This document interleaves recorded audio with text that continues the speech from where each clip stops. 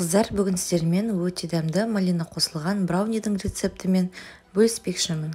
Алдымен жұмыртқамыздың үстіне секерді салып, массамыз 2 есе үлкейіп, ағарғанша миксермен араластырамыз. Шоколадымыздың үстіне сары майды салып, микроволновкаға 1 немесе 2 минутқа салып ерітіп, жұмыртқамыздың үстіне құйып, барлығын миксерлейміз.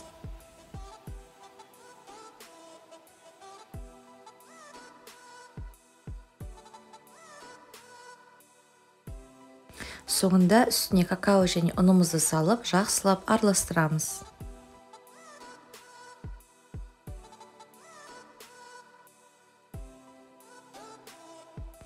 Формамыздың астына фольгамызды төсейміз. Менің формам диаметрі 22.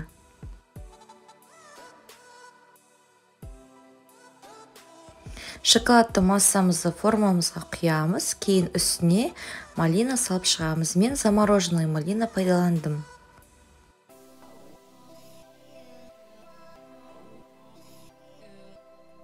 Брауниімізді 190 градуста шамамен 20-25 минут аралығында пісіріп, кейін суық астын формамыздан шығарып, теңдей 6 немесе 8 бөлікке бөлеміз.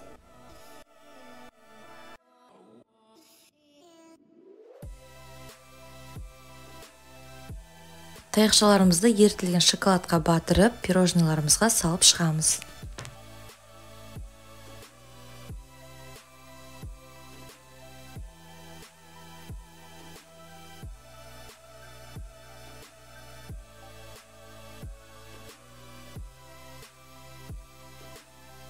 Пирожныйларымызды 1-2 сағатқа морозильникке салып, глазурь дайындаймыз.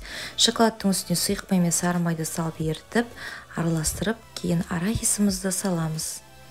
Морозильниктен пирожныйларымызды шығарып, глазурімізға батырып аламыз.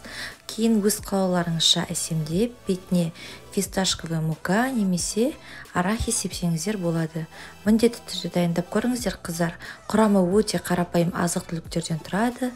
Астарыңыз дәмді болсын.